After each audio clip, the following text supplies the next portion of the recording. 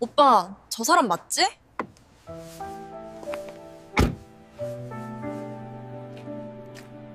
고급 세단에서 내린 그는 애인의 손을 잡은 채 식당 앞에 서 있었죠. 맞네. 설거지하고 있어. 남자의 입술이 굳었습니다.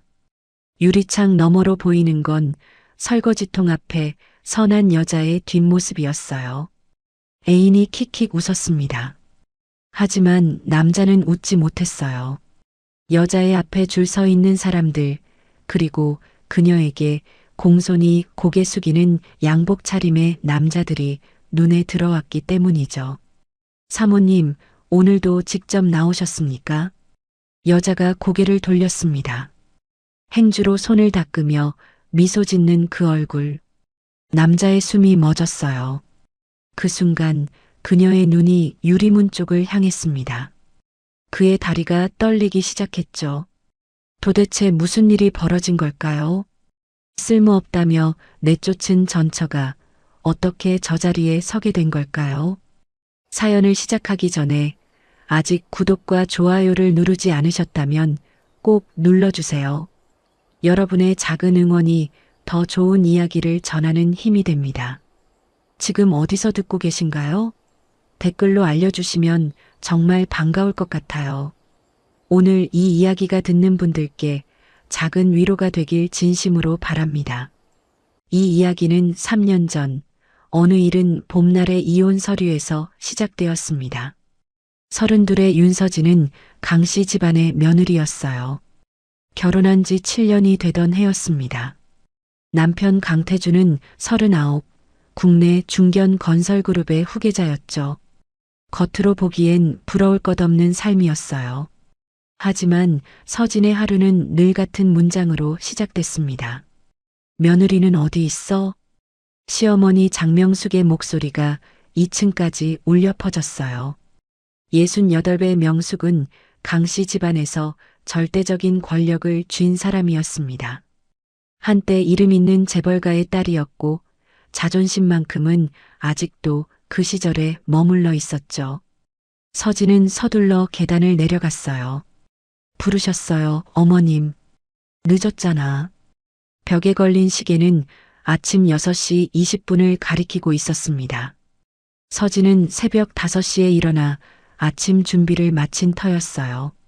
하지만 변명은 소용없다는 걸 알았죠. 죄송합니다. 죄송하면 뭘 해? 밥은 다 됐어? 네, 상 차려놓았어요. 명숙은 서진을 훑어보았습니다. 위에서 아래로 물건을 검수하듯 차갑게요. 그러고는 고개를 저었어요. 옷이 그게 뭐야? 손님 오시는 날인데. 서진의 옷은 단정한 베이지색 블라우스와 검은 치마였습니다.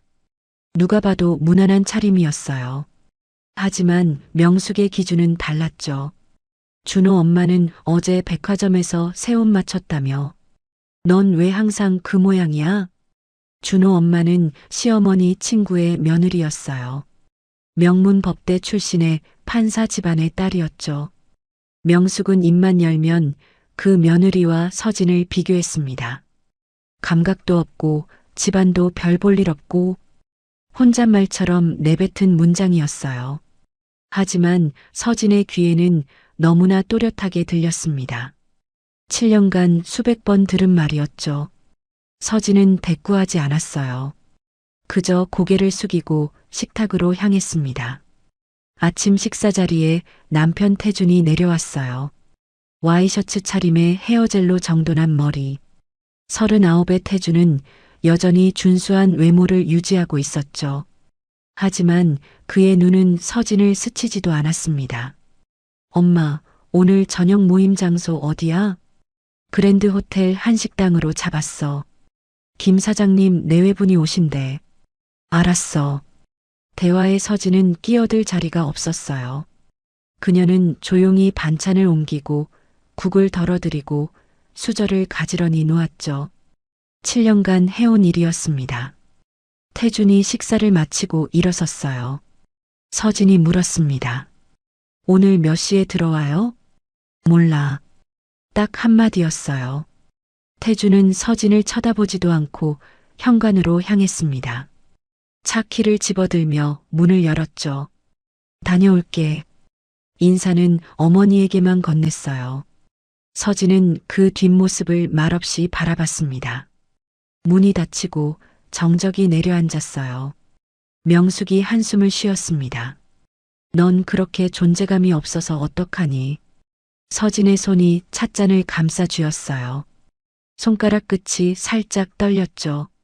하지만 얼굴에는 아무런 표정도 드러내지 않았습니다. 죄송해요, 어머님. 죄송하다고 하면 다야?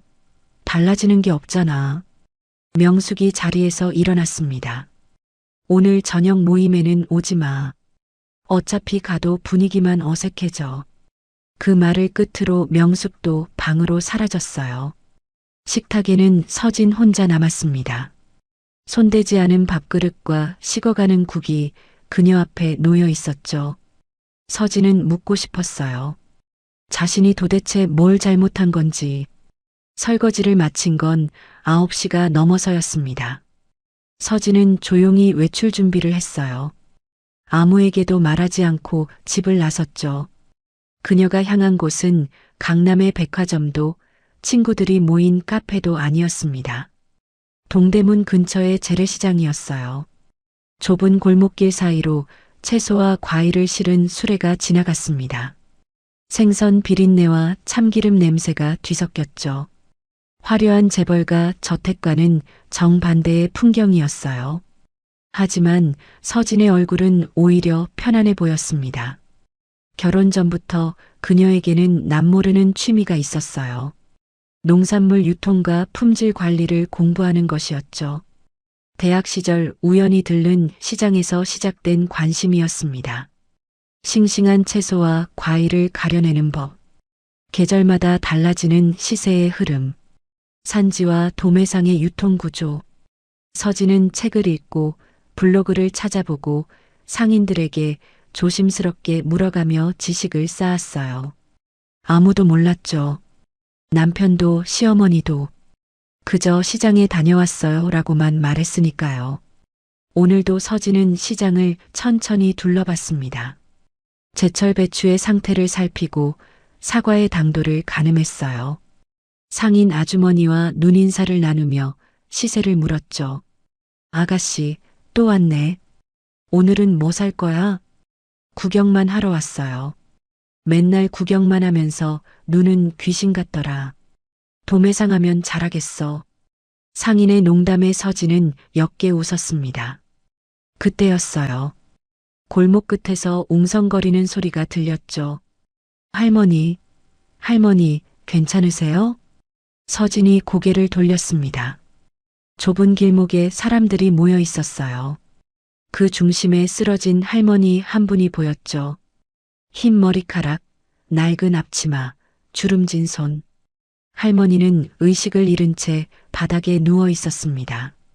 주변 상인들은 발만 동동 구르고 있었어요. 구급차 불러야 하나?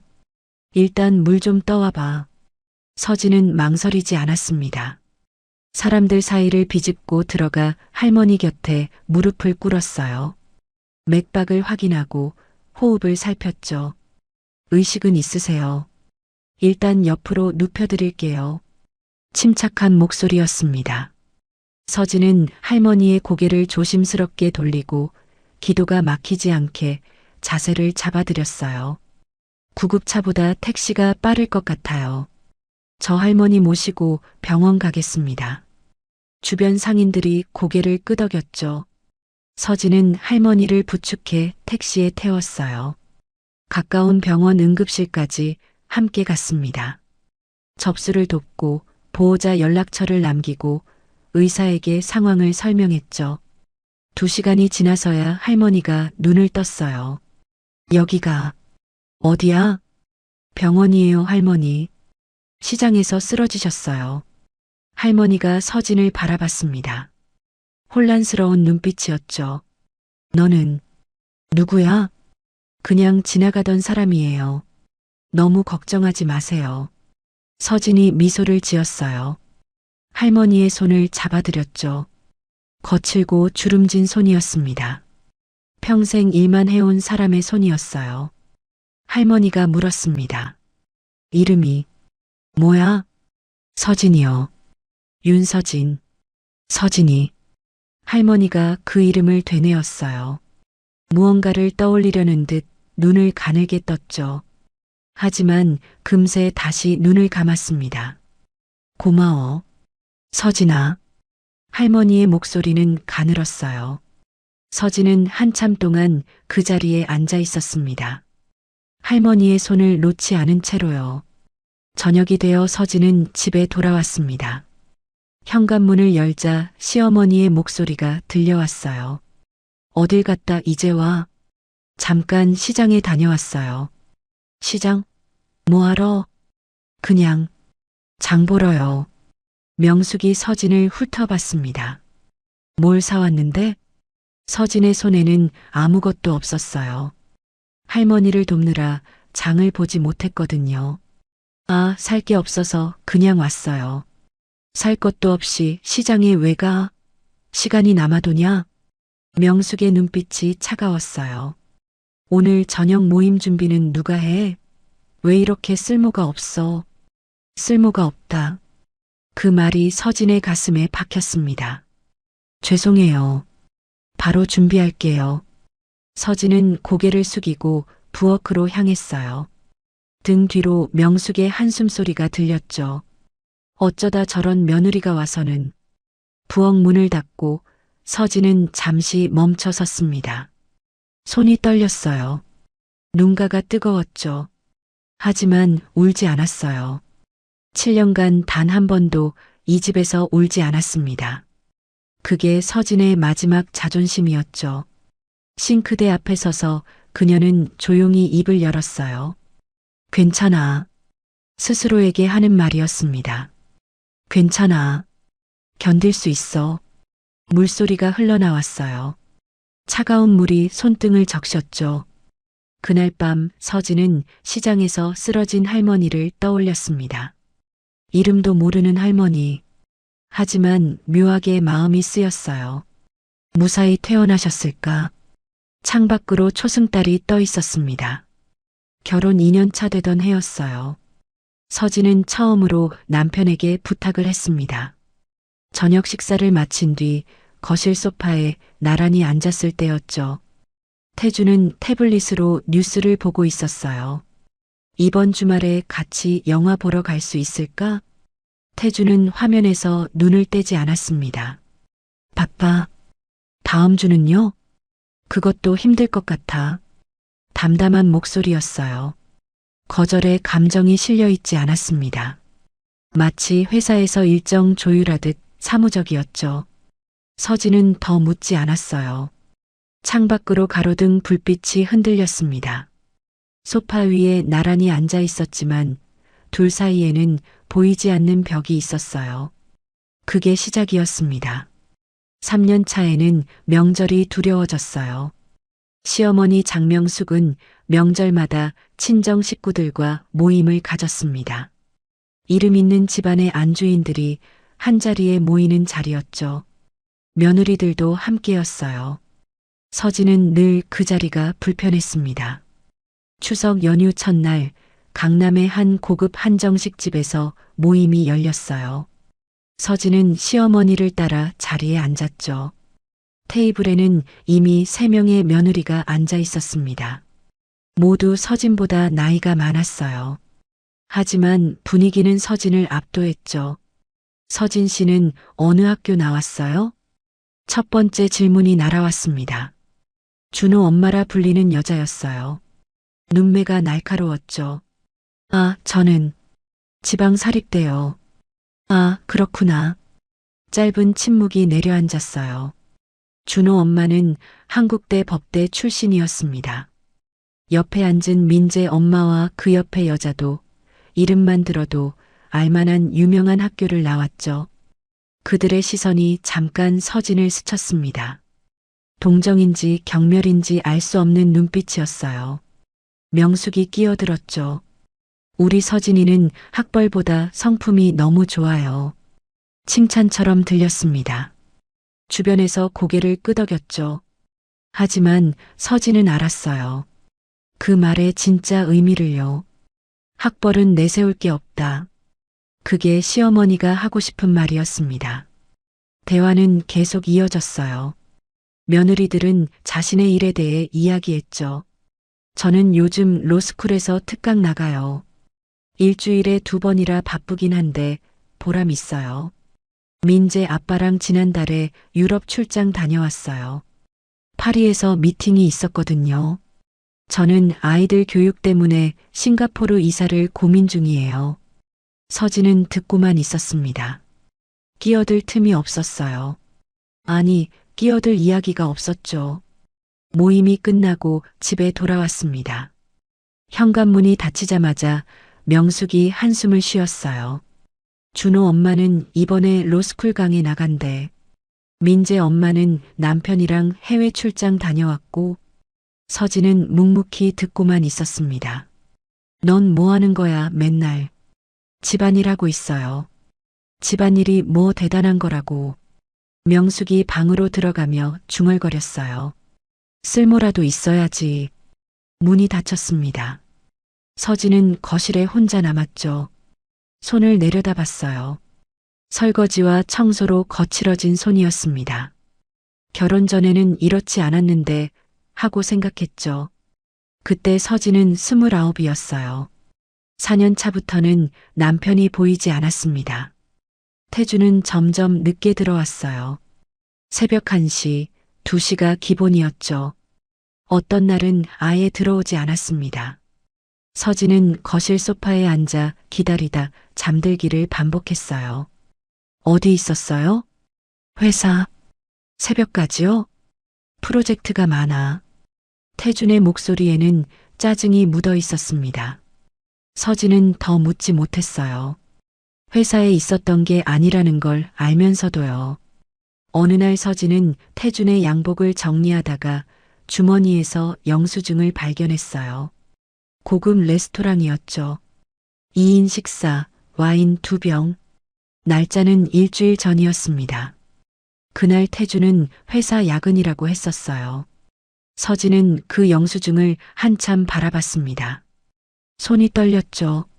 하지만 찢어버리지 않았어요. 조용히 접어 서랍 깊숙이 넣었습니다. 묻지 않았어요. 물어봐야 달라질 게 없다는 걸 알았으니까요. 그녀는 어느 순간부터 질문을 멈췄습니다. 기대를 멈췄어요. 그리고 자신의 목소리도 점점 작아지기 시작했죠. 5년 차의 서진은 처음으로 새벽 시장에 갔어요. 잠이 오지 않는 밤이 늘었습니다. 거실 소파에 앉아 창밖을 바라보다 보면 어느새 동이 트고는 했죠. 그날도 그랬어요. 새벽 4시, 서진은 조용히 집을 나섰습니다. 현관문을 열 때 숨을 죽였어요. 발소리가 나지 않게 계단을 내려갔죠. 택시를 타고 노량진 수산시장으로 향했습니다. 시장은 이미 분주했어요. 트럭에서 생선이 내려지고 상인들이 큰 소리로 경매를 진행했습니다. 비린내와 얼음 냄새가 뒤섞였죠. 형광등 불빛 아래 사람들이 바삐 움직였어요. 화려한 재벌가 저택과는 정반대의 풍경이었습니다. 하지만 서진의 얼굴은 오히려 편안해 보였죠. 이곳에서는 아무도 그녀를 강씨 집안 며느리로 보지 않았습니다. 그냥 새벽에 시장 구경 나온 젊은 여자일 뿐이었어요. 비교도 시선도 한숨도 없었죠. 서진은 그날부터 새벽 시장을 다니기 시작했습니다. 일주일에 2~3번. 아무도 모르게 수산시장, 농산물시장, 청과시장을 돌았어요. 상인들과 인사를 나누고 물건의 품질을 물었죠. 어떤 상인은 친절하게 설명해줬고 어떤 상인은 귀찮다는 듯 손을 저었습니다. 서진은 개의치 않았어요. 집에 돌아와서는 인터넷으로 유통구조를 검색했습니다. 도서관에서 관련 책을 빌려 읽었죠. 노트에 배운 것들을 정리했어요. 산지별 특성, 계절별 시세, 품질을 가려내는 방법. 왜 그랬을까요? 서진 자신도 잘 몰랐습니다. 그저 무언가를 배우고 있다는 것 자체가 위안이 됐어요. 이 집에서 쓸모없는 사람으로 불리는 동안 적어도 자기 자신에게는 의미 있는 시간을 보내고 싶었던 걸지도 몰라요. 새벽 시장에서 돌아온 서진은 아무 일 없었다는 듯 아침 준비를 시작했습니다. 밥을 짓고 반찬을 데우고 상을 차렸죠. 시어머니가 내려오면 인사를 하고 남편이 출근하면 현관까지 배웅했어요. 다녀올게. 태준의 인사는 항상 어머니에게만 향했습니다. 서진은 현관에 서서 그 뒷모습을 바라봤죠. 문이 닫히고 발소리가 멀어졌어요. 아무도 눈치채지 못했습니다. 서진의 하루가 새벽 4시부터 시작된다는 것을요. 6년 차에 사건이 하나 있었어요. 태준의 회사에서 대규모 수주 계약을 따냈습니다. 건설업계에서 화제가 된 프로젝트였죠. 축하 파티가 열렸습니다. 업계 인사들이 모이는 자리였어요. 서진은 당연히 남편과 함께 갈 줄 알았습니다. 파티 당일 오후 서진은 옷장 앞에 섰어요. 옷은 뭘 입을까요? 태준이 넥타이를 매며 대답했습니다. 너는 안 가도 돼. 네. 비서가 같이 가기로 했어. 서진의 손이 멈췄어요. 옷걸이를 쥔 손가락에 힘이 들어갔죠. 비서요? 응. 업무 관련 대화가 많을 거라서. 넌 그런 자리 불편해하잖아. 태주는 담담하게 말했습니다. 마치 당연한 일이라는 듯이요.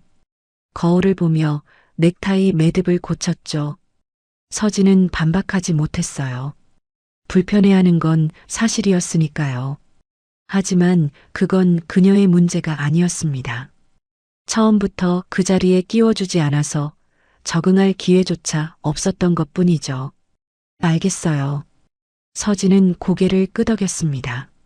목소리가 떨리지 않게 애썼어요. 태준이 나간 뒤 거실에는 정적이 내려앉았습니다. 시어머니 명숙이 거실을 지나며 물었어요. 태준이 혼자 갔어? 네. 비서분이랑 간다고 했어요. 명숙이 서진을 힐끗 쳐다봤죠. 그러게 좀 똑똑하게 굴지. 남편 옆자리를 비서한테 뺏기면 어떡해. 서진은 대답하지 않았습니다. 할 말이 없었어요. 아니, 할 말이 너무 많았지만 입 밖으로 나오지 않았죠.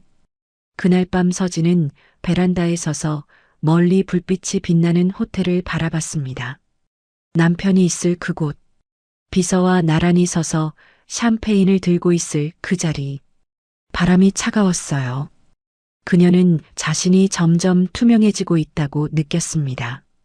7년 차가 되자 서진의 목소리는 이미 많이 작아져 있었어요. 아침마다 좋은 아침이에요라고 인사했습니다. 하지만 돌아오는 대답은 없었죠. 저녁을 차려놓고 기다려도 남편은 새벽에야 들어왔어요. 시어머니는 여전히 한숨을 쉬며 쓸모가 없다고 말했습니다. 서진은 더 이상 반박하지 않았어요. 변명도 해명도 항의도 하지 않았죠. 그저 조용히 자기 일을 했습니다. 청소하고 요리하고 빨래하고 그리고 새벽이면 시장에 갔어요. 아무도 모르게 혼자서 7년이라는 시간이 그녀에게 남긴 건 무엇이었을까요? 어느 날 문득 깨달았습니다. 자신이 이 집에서 유령처럼 살고 있다는 것을요. 존재하지만 존재하지 않는 사람. 말을 해도 들리지 않는 사람. 밥을 차려도 고맙다는 인사를 듣지 못하는 사람. 서진은 거울 앞에 섰어요. 예전보다 살이 빠져 있었습니다. 광대뼈가 도드라져 보였죠. 눈 밑에 그늘이 내려앉아 있었어요. 입술은 자주 갈라졌습니다. 32. 그녀는 더 이상 예전의 그녀가 아니었어요. 괜찮아. 스스로에게 말했습니다. 견딜 수 있어. 하지만 목소리가 떨렸어요. 그 무렵 서진은 시장에서 한 소문을 들었습니다. 새벽 경매장을 빠져나오던 길이었어요. 상인 2명이 수레를 밀며 이야기를 나누고 있었죠. 저기 식당 할머니 알지? 얼마 전에 쓰러졌다며. 응, 병원에 갔다가 겨우 살았대. 근데 젊은 여자가 데려다 줬다더라. 누군데? 몰라. 그냥 지나가던 사람이래. 이름이 뭐라더라. 서진은 발걸음을 멈췄습니다. 그 할머니, 자신이 병원에 데려다 드린 그분이었어요. 이름은 아직 몰랐죠. 하지만 주름진 손과 고마워하던 목소리가 기억에 남아 있었습니다. 무사히 회복하셨구나. 서진은 역게 미소 지었어요. 그때 들린 말이 발목을 잡았습니다. 그 할머니, 순옥 할머니라고 하던데. 이 시장에서 30년 넘게 식당했대. 순옥. 서진은 그 이름을 가슴에 새겼습니다. 왠지 모르게 따뜻한 이름이라고 생각했죠.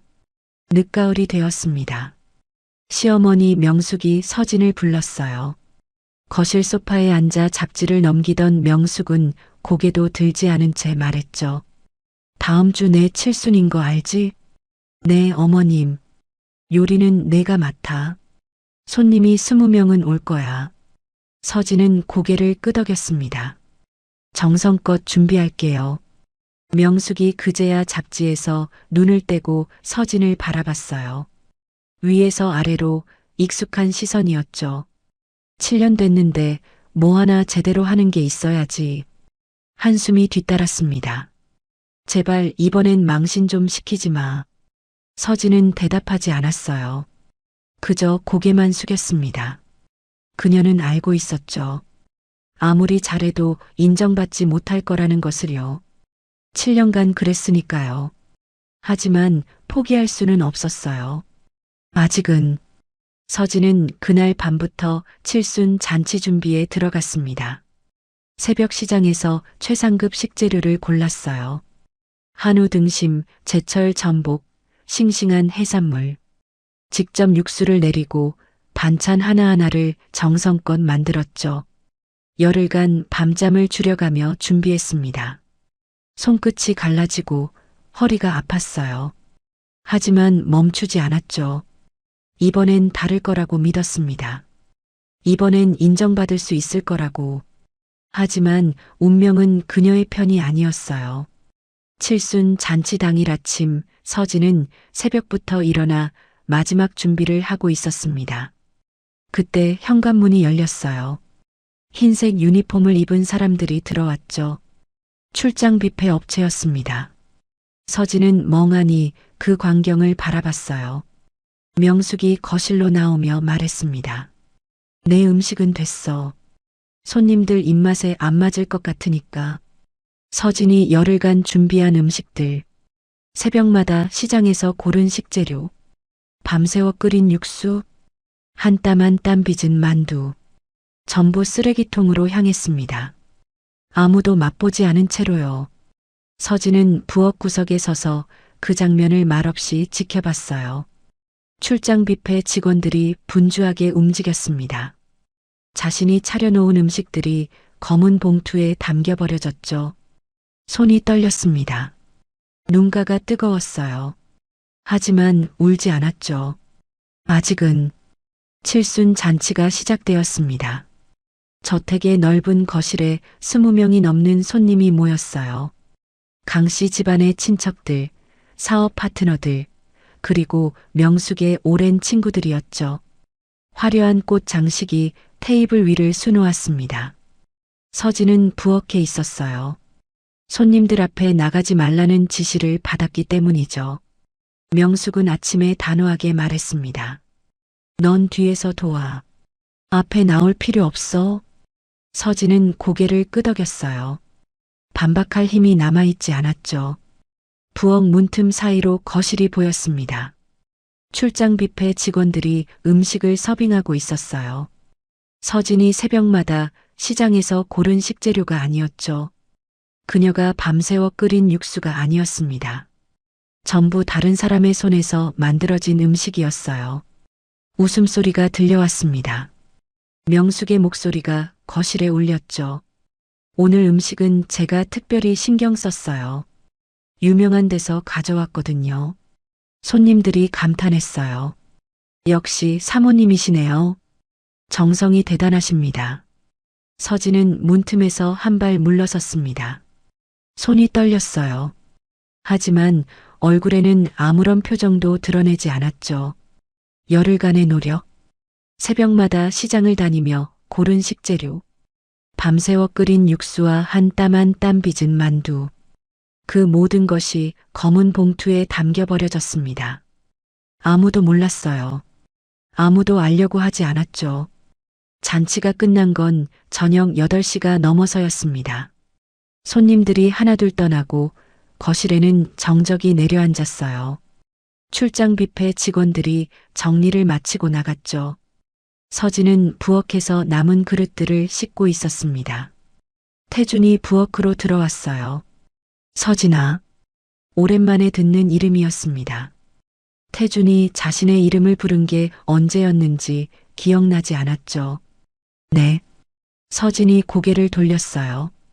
태준의 표정은 평소와 달랐습니다. 무언가를 결심한 사람의 얼굴이었죠. 할 말이 있어. 심장이 내려앉는 것 같았어요. 서진은 행주를 내려놓았습니다. 뭔데요? 태준이 잠시 침묵했어요. 그리고 입을 열었죠. 이혼하자. 짧은 문장이었습니다. 하지만 그 무게는 7년의 세월보다 무거웠어요. 서진의 손이 멈췄습니다. 뭐라고요? 이혼하자고. 태준은 담담하게 반복했어요. 마치 회사에서 계약 해지를 통보하듯 사무적인 어투였죠. 왜요? 서진의 목소리가 떨렸습니다. 예상했던 말이었어요. 언젠가는 올 거라고 생각했죠. 하지만 막상 들으니 숨이 막혔습니다. 태준이 한숨을 쉬었어요. 솔직히 말할게. 그가 서진을 바라봤습니다. 차가운 눈이었죠. 넌 나한테도 이 집안에도 아무 쓸모가 없어.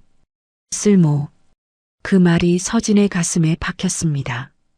무슨 뜻이에요? 말 그대로야. 7년 동안 봤는데 넌 이 집안에 아무 도움이 안 돼. 태준이 팔짱을 꼈어요. 학벌도 없고 인맥도 없고 사업에 도움이 될 만한 능력도 없잖아. 애도 없고. 한 문장 한 문장이 칼날처럼 날아왔습니다. 다른 집 며느리들 봐. 다들 뭐라도 하잖아. 넌 뭘 했어? 서진은 대답하지 못했어요. 할 말이 없었습니다. 아니, 할 말이 너무 많았지만 목이 막혀서 나오지 않았죠. 새벽마다 시장에 다녔다고. 혼자서 농산물 유통을 공부했다고. 열흘 동안 밤잠을 줄여가며 음식을 준비했다고. 하지만 그런 말을 해봤자 무슨 소용이 있을까요? 들어줄 사람이 없었으니까요. 그때 명숙이 부엌으로 들어왔습니다. 무슨 얘기야? 태준이 어머니를 돌아봤어요. 이혼 얘기했어요. 잘 됐네. 명숙의 대답은 짧았습니다. 마치 기다렸다는 듯이요. 서진이 명숙을 바라봤어요. 시어머니의 얼굴에는 안도감이 떠올라 있었죠. 어머님도 알고 계셨어요? 당연하지. 내가 먼저 얘기한 거야. 명숙이 서진을 바라봤습니다. 위에서 아래로 7년간 익숙해진 그 시선이었어요. 처음부터 들릴 사람이 아니었어. 서진의 눈이 흔들렸습니다. 들릴 사람이 아니었다고요? 응. 집안도 별 볼 일 없고 배운 것도 없고. 명숙이 한숨을 쉬었어요. 그래도 태준이가 데려온다고 해서 참았지.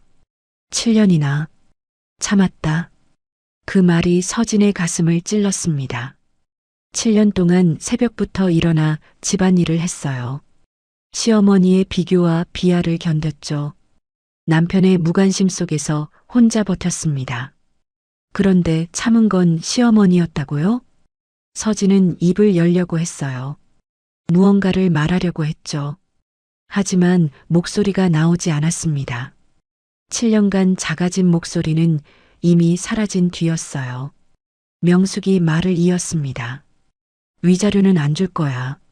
서진이 고개를 들었어요. 네. 넌 이 집에 기여한 게 없잖아.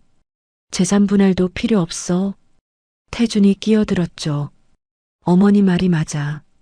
넌 가져갈 게 없어. 두 사람이 나란히 서서 서진을 바라보고 있었습니다. 마치 처음부터 짜여진 각본처럼 완벽한 호흡이었어요. 서진은 그제야 깨달았습니다. 자신이 이 집에서 어떤 존재였는지. 가족이 아니었어요. 손님도 아니었죠. 그냥 필요 없는 물건이었습니다. 쓸모가 없어지면 버려지는 물건. 알겠어요. 서진의 입에서 그 말이 나왔습니다. 태준과 명숙이 동시에 서진을 바라봤어요. 의외라는 표정이었죠. 뭐, 알겠다고요. 이혼할게요. 서진의 목소리는 떨리지 않았습니다. 위자료도 필요 없어요. 재산 분할도 안 해도 돼요. 명숙의 눈이 커졌어요. 진짜? 네. 서진이 앞치마를 벗었습니다. 7년간 입었던 그 앞치마를요. 저는 제 집만 가져갈게요. 태준이 피식 웃었어요. 뭐야, 의외로 고분고분하네. 고분고분한 게 아니에요. 서진이 태준을 바라봤습니다. 7년 만에 처음으로 그의 눈을 똑바로 마주쳤죠. 더 이상 여기 있을 이유가 없으니까요. 태준의 웃음이 멈췄습니다. 서진의 눈에는 눈물이 없었어요. 분노도 슬픔도 원망도 보이지 않았죠. 그저 조용한 결심만이 담겨 있었습니다. 명숙이 헛기침을 했어요. 뭐, 잘 생각했네. 서류는 내일 보낼 테니까. 네. 서진은 고개를 끄덕이고 부엌을 나섰습니다. 계단을 오르는 발걸음이 무거웠어요. 하지만 멈추지 않았죠. 방문을 닫고 나서야 서진의 다리가 풀렸습니다. 침대 가장자리에 앉았어요. 손이 떨리기 시작했죠. 온몸이 떨렸습니다. 하지만 울지 않았어요. 7년간 단 한 번도 이 집에서 울지 않았습니다. 마지막 밤도 마찬가지였죠. 창밖으로 달이 떠 있었습니다. 서진은 그 달을 한참 바라봤어요. 머릿속이 하얘졌죠. 아무 생각도 나지 않았습니다. 아무 쓸모가 없다. 처음부터 들릴 사람이 아니었다. 그 말들이 귓가에 맴돌았어요. 하지만 서진은 알고 있었습니다. 자신이 쓸모없는 사람이 아니라는 것을요. 새벽 시장에서 만난 상인들은 그녀의 안목을 인정했어요. 눈이 귀신 같다고 했죠. 농산물의 품질을 가려내는 그녀의 능력은 진짜였습니다. 이 집에서만 쓸모가 없었을 뿐이에요. 서진은 조용히 옷장을 열었습니다. 짐을 쌌어요. 옷 몇 벌, 책 몇 권, 그리고 새벽 시장에서 적어온 노트. 가져갈 것이 많지 않았습니다. 7년이라는 시간이 무색하게 그녀가 이 집에서 가져갈 수 있는 건 작은 캐리어 하나뿐이었죠. 서진은 그 캐리어를 바라봤어요. 가벼웠습니다. 하지만 마음은 오히려 홀가분했죠. 이제 끝이다. 스스로에게 말했습니다. 이제 시작이다. 서진은 창밖의 달을 다시 한번 바라봤어요. 내일이면 이 집을 나갈 겁니다. 어디로 갈지는 아직 몰랐어요. 이혼 서류는 이틀 뒤에 도착했습니다. 서진은 거실 테이블에 앉아 그 서류를 펼쳤어요. 태준과 명숙은 맞은편에 나란히 앉아 있었죠. 마치 계약 해지를 감독하는 사람들 같았습니다. 여기 서명하고 여기 도장 찍으면 돼. 태준이 손가락으로 빈칸을 가리켰어요. 서진은 서류를 천천히 읽었습니다. 위자료 없음, 재산 분할 없음, 양측 합의에 의한 이혼, 7년의 결혼 생활이 종이 한 장으로 정리되어 있었죠. 글자 하나하나가 선명했어요. 명숙이 재촉했습니다. 뭘 그렇게 오래 봐. 빨리 해. 서진은 대답하지 않았어요. 펜을 들었죠. 손끝이 미세하게 떨렸습니다. 하지만 멈추지 않았어요. 이름을 적고 도장을 찍었죠. 소리 없이, 아무런 감정 없이. 끝났네. 태준이 서류를 집어들며 말했습니다. 수고했어. 7년간의 결혼 생활에 대한 마지막 인사가 그것이었어요. 서진은 웃음이 나올 뻔했죠. 하지만 참았습니다. 짐은 다 쌌어? 명숙이 물었어요. 네. 그럼 오늘 나가. 단호한 목소리였습니다. 하루도 더 두고 싶지 않다는 뜻이었죠. 서진은 고개를 끄덕였어요. 알겠습니다. 자리에서 일어났죠. 2층으로 올라가 캐리어를 끌고 내려왔습니다. 현관에서 신발을 신었어요. 뒤돌아보지 않았습니다. 문이 닫혔어요. 7년간 살았던 집이었죠. 하지만 이상하게도 아무런 미련이 없었습니다. 서진은 캐리어를 끌고 골목을 걸었어요. 늦가을 바람이 차가웠습니다. 코트깃을 여미며 발걸음을 옮겼죠. 낙엽이 바람에 흩날렸어요. 어디로 가야 할까? 친정은 갈 수 없었습니다. 부모님은 이미 10년 전에 돌아가셨어요. 형제도 없었죠. 오래전 연락이 끊긴 친척들 얼굴이 떠올랐지만 금세 지워버렸습니다. 친구들에게 연락할 용기도 나지 않았어요. 재벌가 며느리였다가 쫓겨났대. 그런 소문이 돌 게 뻔했으니까요. 서진은 멈춰섰습니다. 하늘을 올려다봤어요. 흐린 하늘이었죠. 금방이라도 비가 올 것 같았습니다. 차가운 바람이 볼을 스쳤어요. 그때 떠오른 곳이 있었습니다. 시장, 그 새벽 시장의 골목, 그리고 순옥이라는 이름의 할머니. 서진은 택시를 잡았어요. 시장에 도착한 건 오후 2시쯤이었습니다. 낮 시간의 시장은 새벽과 달랐어요. 경매의 활기는 사라지고 한가로운 분위기가 흘렀죠. 상인들은 좌판 앞에 앉아 쉬거나 수다를 떨고 있었습니다. 서진은 캐리어를 끌고 골목을 걸었어요. 사람들의 시선이 느껴졌습니다.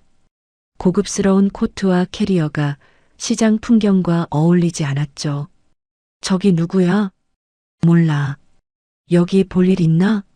수군거리는 소리가 들렸어요. 서진은 신경 쓰지 않았습니다. 골목 끝에 있는 작은 식당을 향해 걸었죠. 순옥인의 백반. 낡은 간판이 달린 작은 식당이었어요. 페인트가 벗겨진 간판 글씨가 오랜 세월을 말해주었습니다. 유리문 너머로 좁은 실내가 보였죠. 테이블 4개, 낡은 의자들, 벽에 붙은 손글씨 메뉴판. 서진은 잠시 망설였어요. 이 할머니가 자신을 기억할까? 몇 달 전 병원에 데려다 드렸던 것을 기억할까? 심호흡을 했습니다. 문을 열었어요. 식당 안은 텅 비어 있었습니다. 점심시간이 지나서 손님이 없었죠. 카운터 뒤에서 설거지를 하던 할머니가 고개를 들었어요. 박순옥, 72의 할머니였습니다. 흰 머리카락을 단정하게 묶고 앞치마를 두른 모습이었죠. 주름진 얼굴에 온화한 눈빛이 담겨 있었어요. 어서 와. 뭐 먹을 거야? 평범한 인사였습니다. 서진을 알아보지 못한 것 같았죠. 밥 한 그릇 주세요. 응, 앉아. 순옥 할머니가 부엌으로 들어갔어요. 서진은 창가 자리에 앉았습니다. 캐리어를 옆에 세워두었죠. 좁은 식당이었어요. 하지만 묘하게 아늑했습니다. 벽에 붙은 달력, 낡은 시계, 창가에 놓인 작은 화분. 정성이 느껴지는 공간이었죠. 잠시 후 밥상이 나왔어요. 흰 쌀밥, 된장찌개, 계란말이, 김치, 나물 3가지. 소박한 백반이었습니다. 하지만 어딘가 정성이 느껴졌죠. 많이 먹어. 순옥 할머니가 짧게 말하고 카운터로 돌아갔어요. 서진은 숟가락을 들었습니다. 첫 숟갈을 입에 넣는 순간 눈물이 났어요. 왜인지 몰랐습니다. 그냥 눈물이 흘렀죠. 멈출 수가 없었어요. 7년간 울지 않았습니다. 시어머니의 비하에도 남편의 무관심에도 버려지는 음식을 보면서도 울지 않았죠. 하지만 이 소박한 밥 한 끼 앞에서 눈물이 터졌어요. 서진은 고개를 숙이고 조용히 울었습니다. 어깨가 떨렸죠. 소리는 내지 않았어요. 순옥 할머니가 다가왔습니다. 아무 말 없이 휴지를 건넸어요. 천천히 먹어. 그게 전부였습니다. 왜 우느냐고 묻지 않았어요. 무슨 일이냐고 캐묻지도 않았죠. 그저 휴지를 건네고 자리로 돌아갔습니다. 서진은 그 등을 바라봤어요. 따뜻했습니다. 7년 만에 느껴보는 따뜻함이었죠. 밥을 다 먹고 나서 서진은 카운터로 갔습니다. 얼마예요? 7,000원. 서진이 지갑을 열었어요. 그러다 멈췄습니다. 응? 순옥 할머니가 서진을 바라봤어요. 여기 일할 사람 필요 없으세요? 질문이 갑자기 튀어나왔습니다. 계획한 말이 아니었어요. 하지만 입 밖으로 나와버렸죠. 순옥 할머니의 눈이 살짝 커졌습니다. 일? 네. 설거지나 청소, 뭐든 할 수 있어요. 서진은 진심이었어요. 갈 곳이 없었습니다. 돈도 많지 않았죠. 호텔에서 며칠 버틸 수는 있겠지만 그 이유가 막막했어요. 순옥 할머니가 서진을 찬찬히 살폈습니다. 고급스러운 코트, 단정한 머리, 손에 들린 명품 지갑. 어울리지 않는 조합이었어요. 시장 일 해본 적 있어? 없어요. 힘든데. 괜찮아요. 서진의 목소리는 단단했습니다. 순옥 할머니가 잠시 침묵했어요. 왜 여기야? 네. 일자리 찾으려면 다른 데도 많잖아. 왜 하필 여기야? 서진은 대답을 고민했습니다. 솔직하게 말해야 할까? 병원 이야기를 꺼내야 할까? 그냥 여기가 좋아서요. 결국 그렇게 말했어요. 순옥 할머니가 서진을 바라봤습니다. 오래, 깊이, 무언가를 읽어내려는 듯한 눈빛이었죠. 이름이 뭐야? 윤서진이요. 서진. 할머니가 그 이름을 되뇌었어요. 눈빛이 미세하게 흔들렸습니다. 하지만 금방 평온해졌죠. 알았어. 내일부터 나와. 그게 전부였어요. 조건도 묻지 않았습니다. 경력도 이력서도 필요 없었죠. 감사합니다. 서진이 고개를 숙였어요. 잠은 어디서 자? 그건. 서진이 말끝을 흐렸습니다. 아직 정하지 못했어요. 순옥 할머니가 한숨을 쉬었죠. 뒤에 방 하나 있어. 좁지만. 네. 창고였는데 치우면 사람 하나 잘 수 있어. 거기서 당분간 지내. 서진은 말을 잇지 못했습니다. 예상하지 못한 제안이었어요. 그건 너무. 됐어. 어차피 비어있는 방이야. 순옥 할머니가 손을 저었습니다. 대신 일 열심히 해. 서진의 눈가가 다시 뜨거워졌어요. 감사합니다. 정말 감사합니다. 울지 마. 밥 먹을 때 울더니 또 울어. 할머니가 퉁명스럽게 말했습니다. 하지만 눈가에 잔잔한 미소가 번졌죠. 다음 날 새벽 5시 서진은 부엌에서 순옥 할머니를 만났습니다. 일찍 일어났네. 습관이에요. 서진이 앞치마를 두르며 대답했어요. 뭐부터 할까요? 야채 다듬어. 저기 있어. 순옥 할머니가 턱짓으로 싱크대를 가리켰습니다. 배추, 무, 파, 양파가 쌓여 있었죠. 서진은 칼을 들었어요. 손놀림이 빨랐습니다. 7년간 부엌일을 도맡았던 솜씨였죠. 야채를 다듬고 씻고 정리하는 동작이 물 흐르듯 자연스러웠어요. 순옥 할머니가 그 모습을 힐끗 봤습니다. 아무 말하지 않았어요. 하지만 눈빛에 무언가가 스쳤죠. 아침 장사가 시작되었습니다. 시장 상인들이 하나둘 들어왔어요. 국밥, 백반, 라면. 주문이 쏟아졌죠. 서진은 정신없이 움직였습니다. 설거지를 하고 테이블을 닦고 그릇을 날랐어요. 허리가 아팠지만 멈추지 않았죠. 손이 물에 불었지만 개의치 않았습니다. 점심시간이 지나자 손님이 줄었어요. 서진은 싱크대 앞에 서서 마지막 설거지를 하고 있었습니다. 등이 땀으로 젖어 있었죠. 순옥 할머니가 물 한 잔을 내밀었어요. 고생했어. 아니에요. 서진이 물을 받아 마셨습니다. 손이 빠르네. 할머니가 말했어요. 부엌일 많이 해봤어? 네, 조금요. 서진은 자세히 말하지 않았습니다. 재벌가 며느리였다는 것, 7년간 집안일을 도맡았다는 것. 그런 이야기는 하고 싶지 않았죠. 순옥 할머니도 더 묻지 않았어요. 사흘째 되던 날, 서진은 새벽 경매장에 따라가도 되냐고 물었습니다. 경매장? 네. 배우고 싶어요. 순옥 할머니가 서진을 바라봤어요. 시장 일에 관심 있어? 네. 예전부터요. 서진의 대답은 진심이었습니다. 5년간 새벽 시장을 다니며 키워온 관심이었죠. 그래. 따라와.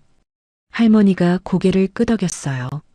새벽 4시 농산물 경매장은 활기로 가득했습니다. 트럭에서 내려지는 채소들, 큰 소리로 가격을 부르는 경매사, 손짓으로 입찰하는 상인들, 형광등 아래 사람들이 바삐 움직였어요. 서진은 그 광경을 눈에 담았습니다. 저건 왜 저렇게 비싸요? 서진이 배추 더미를 가리키며 물었어요. 해남에서 온 거야. 올해 작황이 좋았거든. 저쪽은요? 충청도 거. 괜찮긴 한데 해남보단 못해. 순옥 할머니가 하나하나 설명해 줬습니다. 서진은 고개를 끄덕이며 들었어요. 이미 알고 있는 내용도 있었죠.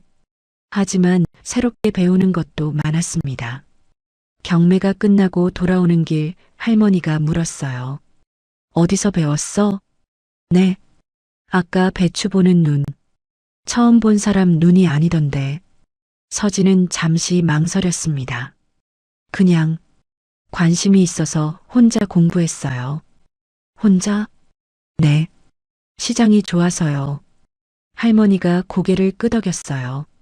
그래. 짧은 대답이었습니다. 하지만 그 안에 인정이 담겨 있었죠. 일주일이 지났어요. 서진은 어느새 시장에 녹아들고 있었습니다. 상인들이 그녀를 알아봤죠. 순옥이네 새 식구야? 응, 서진이라고 해. 젊은 게 일 잘하네. 곱지 않은 시선도 있었어요. 저 여자 어디서 온 거래? 몰라. 뭔가 사정이 있겠지. 서진은 신경 쓰지 않았습니다. 그저 묵묵히 일했어요.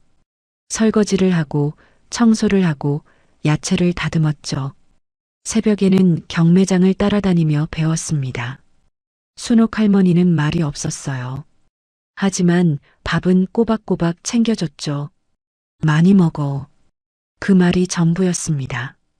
어느 날 저녁 서진은 방에서 노트를 꺼냈어요. 새벽 시장에서 적어온 노트였습니다. 산지별 특성, 계절별 시세, 유통구조. 펜을 들고 오늘 배운 것들을 추가했죠. 해남 배추 올해 작황 좋음, 가격 상승 예상. 충청도 물량 품질 괜찮으나 해남보다 낮은 등급. 적다 보니 페이지가 빼곡해졌어요. 서진은 그 노트를 바라봤습니다. 5년간 혼자 쌓아온 지식, 그것이 지금 빛을 발하기 시작했죠. 서진의 눈에 결심이 자리 잡았어요. 할 수 있어. 스스로에게 말했습니다. 여기서 다시 시작하는 거야. 창밖으로 보름달이 떠 있었어요. 빈손으로 시작했지만 두려움은 없었습니다. 이제 겨우 첫걸음이었죠. 한 달이 지났습니다. 서진은 어느새 시장의 일부가 되어 있었어요. 새벽 5시에 일어나 야채를 다듬고 아침 장사를 돕고 점심이 지나면 설거지를 했죠. 저녁에는 경매장에서 배운 것들을 노트에 정리했습니다. 몸은 곧했어요. 하지만 마음은 오히려 가벼웠죠. 재벌가 저택에서 보낸 7년보다 이 좁은 시장 골목에서 보낸 한 달이 더 편안했습니다. 아무도 그녀를 비교하지 않았어요. 아무도 한숨을 쉬지 않았죠. 순옥 할머니는 여전히 말이 없었습니다. 하지만 밥은 꼬박꼬박 챙겨줬어요. 많이 먹어. 그 말이 전부였죠. 서진은 그 짧은 말 속에 담긴 따뜻함을 알았습니다. 2달째 되던 날 사건이 하나 있었어요. 새벽 경매장에서였습니다. 순옥 할머니와 함께 배추를 고르고 있었죠. 그때 옆에서 한 상인이 큰 소리로 흥정을 하고 있었어요. 이거 해남산 맞아? 그럼요. 최상급이에요. 근데 왜 이렇게 싸? 상인은 의심스러운 눈으로 배추를 살폈습니다. 하지만 결국 고개를 끄덕였죠. 알았어. 10박스 줘. 서진은 그 배추를 힐끗 봤어요. 뭔가 이상했습니다. 잎의 색깔, 줄기의 단단함, 전체적인 형태. 해남산 배추와는 미세하게 달랐죠. 서진은 순옥 할머니에게 조용히 말했어요. 할머니, 저거 해남산 아닌 것 같아요. 응? 잎 색깔이 달라요. 해남산은 더 진한 초록빛인데 저건 연해요. 충청도 쪽 물건 같아요. 순옥 할머니가 서진을 바라봤습니다. 눈빛이 날카로워졌죠. 어떻게 알아? 줄기도 봐요. 해남산은 줄기가 더 두껍고 단단해요. 저건 좀 물러요. 할머니가 그 배추 쪽으로 걸어갔어요. 잠시 살펴보더니 고개를 끄덕였습니다. 맞네. 이거 해남산 아니야. 할머니가 판매상에게 다가갔어요. 이거 해남산 아니지? 판매상의 얼굴이 굳었습니다. 아니, 뭔 소리예요. 해남산 맞다니까요. 거짓말하지 마. 잎 색깔이랑 줄기 보면 충청도 거야. 판매상이 당황했어요. 주변 상인들의 시선이 모였죠. 이게 결국 판매상은 인정할 수밖에 없었습니다. 죄송해요. 물량이 부족해서 10박스를 사려던 상인이 화를 냈어요. 뭐야, 사기치려고 했어? 소동이 벌어졌죠. 순옥 할머니가 서진에게 돌아왔습니다. 너 그거 어떻게 알았어? 그냥 공부했어요. 서진은 담담하게 대답했어요. 할머니의 눈빛이 달라졌습니다. 무언가를 다시 보는 듯한 눈이었죠. 공부를 많이 했구나. 조금요. 서진은 웃었어요. 하지만 그 조금이 5년이라는 시간이었다는 건 말하지 않았습니다. 그 일 이후로 소문이 퍼졌어요. 순옥이네 새 식구, 눈이 귀신 같대. 배추 산지를 색깔만 보고 맞췄다며? 진짜?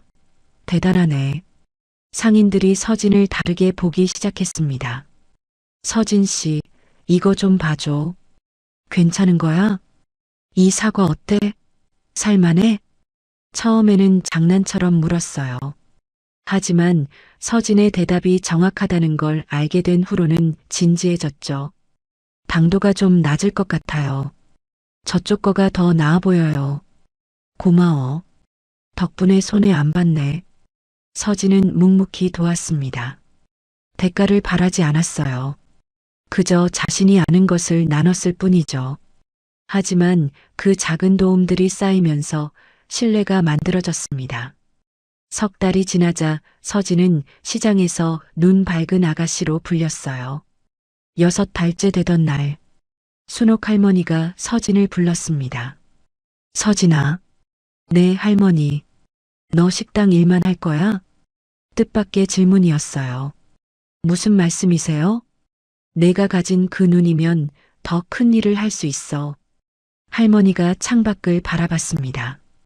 시장이 요즘 어려워. 대형마트랑 온라인 쇼핑몰 때문에 손님이 줄었거든. 서진도 알고 있었어요. 시장 상인들의 한숨 소리를 매일 들었으니까요. 농가들도 힘들어. 좋은 물건 키워도 죗값 못 받고 중간 유통에서 다 까이고. 할머니가 서진을 바라봤습니다. 내가 그 사이를 이어줄 수 있지 않을까? 서진은 잠시 침묵했어요. 생각해 본 적이 없는 건 아니었습니다. 새벽 경매장을 다니면서 노트를 정리하면서 늘 머릿속에 맴돌던 생각이 있었죠. 농가와 소비자를 직접 연결하면 어떨까? 중간 유통을 줄이면 농가는 더 받고 소비자는 더 싸게 살 수 있지 않을까? 해볼게요. 서진의 입에서 그 말이 나왔습니다. 할머니가 고개를 끄덕였어요. 그래, 해봐. 서진은 그날부터 움직이기 시작했습니다. 먼저 시장 상인들을 만났어요. 그들이 거래하는 농가들의 연락처를 모았죠. 주말마다 직접 농가를 찾아다녔습니다. 강원도의 감자 농가, 충청도의 배추 농가, 경상도의 사과 농가, 전라도의 쌀 농가. 서진은 농부들의 이야기를 들었어요. 아무리 좋은 거 키워도 중간상이 다 가져가요. 직접 팔고 싶어도 방법을 모르겠어요. 인터넷이고 뭐고 우린 농사밖에 몰라요. 그들의 한숨 속에서 서진은 길을 찾았습니다. 내가 다리가 되면 되지 않을까? 서진은 작은 모임을 만들었어요. 처음에는 5 농가였습니다. 서진이 직접 품질을 확인하고 시장 상인들에게 연결해줬죠. 중간 마진을 최소화하니 농가도 상인도 만족했어요. 입소문이 퍼졌습니다. 저도 끼워주세요. 우리 농가도 참여하고 싶어요. 5 농가가 10 농가가 되고 20 농가가 되었어요. 1년이 지났습니다. 서진의 나이 33이 되던 해였어요. 작은 직거래 모임은 어느새 50여 개의 농가가 참여하는 네트워크로 성장해 있었습니다. 서진은 더 이상 식당에서만 일하지 않았어요. 낮에는 농가를 다니고 저녁에는 유통 계획을 세웠죠. 순옥 할머니가 말했습니다. 이제 제대로 된 사무실이 필요하겠네. 사무실이요? 응. 식당 뒤 창고에서 일하는 건 한계가 있잖아. 서진은 망설였어요. 사무실을 얻으려면 돈이 필요했죠. 1년간 모은 돈으로는 빠듯했습니다. 그때 뜻밖의 사람이 나타났어요. 시장 번영의 회장 김만수였습니다. 65의 그는 이 시장에서 30년 넘게 장사해 온 터줏대감이었죠. 서진 씨, 잠깐 얘기 좀 할까? 만수가 서진을 불렀어요. 네, 회장님. 만수가 차를 한 잔 건넸습니다. 요즘 서진 씨 덕분에 시장이 활기를 되찾고 있어. 제가 한 건 별로 없어요. 아니야. 농가 직거래 덕분에 좋은 물건이 들어오니까 손님이 늘었어. 만수가 서진을 바라봤어요. 시장 번영회에서 지원금을 좀 마련했어. 사무실 보증금으로써. 서진의 눈이 커졌습니다. 그건 받아. 이건 투자야. 만수가 웃었어요. 서진 씨가 잘 되면 시장도 잘 되니까. 서진은 한참 동안 말을 잇지 못했습니다. 감사합니다. 고개를 깊이 숙였어요. 눈가가 뜨거워졌죠. 2년이 지났습니다. 서진의 나이 34이 되던 해였어요. 시장 골목 한쪽에 작은 사무실이 생겼습니다. 간판에는 해담 농산이라고 적혀 있었죠. 서진이 직접 지은 이름이었어요. 해담. 햇살을 담다라는 뜻이었습니다. 농부들의 땀과 정성이 담긴 농산물을 소비자에게 전달하겠다는 의미였죠. 참여 농가는 120곳으로 늘어났어요. 서진은 직접 모든 농가를 돌며 품질을 확인했습니다. 기준에 미달하면 솔직하게 말했죠. 이건 조금 더 숙성이 필요해요. 다음 주에 다시 볼게요. 처음에는 불만을 표하는 농가도 있었어요. 다른 데는 그냥 받아가던데. 저는 품질에 책임을 지고 싶어요. 그래야 소비자도 믿고 농가도 오래 갈 수 있어요. 서진은 물러서지 않았습니다. 시간이 지나자 농가들도 이해했어요. 해담 농산의 이름이 붙은 농산물은 시장에서 값을 잘 받았으니까요. 해담 거면 믿고 사. 상인들 사이에서 그런 말이 돌았습니다. 3년이 지났어요. 서진의 나이 35이 되던 해였습니다. 해담 농사는 200여 농가와 계약을 맺은 중견 유통업체로 성장해 있었어요. 직원도 5명으로 늘었죠. 서진은 여전히 새벽 경매장을 다녔습니다. 현장을 떠나지 않았어요. 직접 품질을 확인하고 농가와 소통하고 문제가 생기면 발로 뛰었죠. 대표님, 그건 직원들이 해도 되는데요. 직원이 말했어요. 아니야. 내가 직접 봐야 해. 서진은 고집을 꺾지 않았습니다. 그녀가 쌓아온 신뢰는 바로 그런 태도에서 나온 것이었으니까요. 어느 날 오후 사무실로 손님이 찾아왔습니다. 48 정도로 보이는 남자였어요. 양복 차림에 단정한 인상이었죠. 안녕하세요. 윤서진 대표님 맞으시죠? 네, 맞아요. 어떻게 오셨어요? 남자가 명함을 건넸습니다. 한국농수산유통공사 이사 최동호. 서진의 눈이 살짝 커졌어요. 농수산유통공사에서 왜? 해담 농산 이야기를 들었습니다. 동호가 의자에 앉으며 말했어요. 3년 만에 200농가와 직거래 네트워크를 구축하셨다고요. 대단하십니다. 운이 좋았어요. 운만으로 되는 일이 아니죠. 동호가 서진을 바라봤습니다. 직접 품질 관리를 하신다고 들었어요. 기준 미달이면 거절도 하신다고. 그래야 신뢰가 쌓이니까요. 그 신뢰 때문에 왔습니다. 동호가 자세를 고쳐 앉았어요. 저희 공사에서 지역 농산물 직거래 활성화 사업을 추진하고 있습니다. 해담 농산과 협력하고 싶어요. 서진은 잠시 침묵했습니다. 어떤 협력이죠? 해담 농산을 공사의 공식 파트너로 지정하고 유통망 확장을 지원하려고 합니다. 대신 품질 기준은 해담 농산의 기준을 따르고요. 서진의 심장이 빠르게 뛰었어요. 이건 기회였습니다. 해담 농산이 한 단계 도약할 수 있는 기회였죠. 하지만 서진은 바로 대답하지 않았어요. 생각할 시간을 주세요. 물론이죠. 급하게 결정하실 필요 없습니다. 동호가 일어서며 말했어요. 다만 한 가지만 말씀드릴게요. 네. 저는 해담 농산의 철학이 마음에 듭니다. 농가와 소비자 모두를 생각하는 그 마음이요. 동호가 미소 지었습니다. 좋은 결과 있으면 좋겠습니다. 문이 닫히고 서진은 한참 동안 그 자리에 서 있었어요. 3년 전이 떠올랐습니다. 캐리어 하나 끌고 시장에 들어섰던 그날. 순옥 할머니 식당에서 밥 한 끼 먹으며 울었던 그날. 그때의 자신이 지금의 자신을 본다면 뭐라고 할까요? 서진은 창밖을 바라봤어요. 시장 골목에 햇살이 내리쬐고 있었습니다. 잘하고 있어. 스스로에게 말했어요. 천천히 제대로 가고 있어.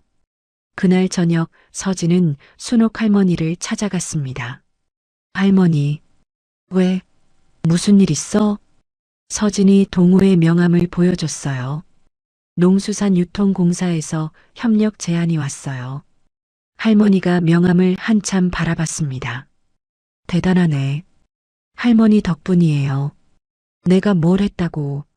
처음에 저를 받아주셨잖아요. 아무것도 묻지 않고.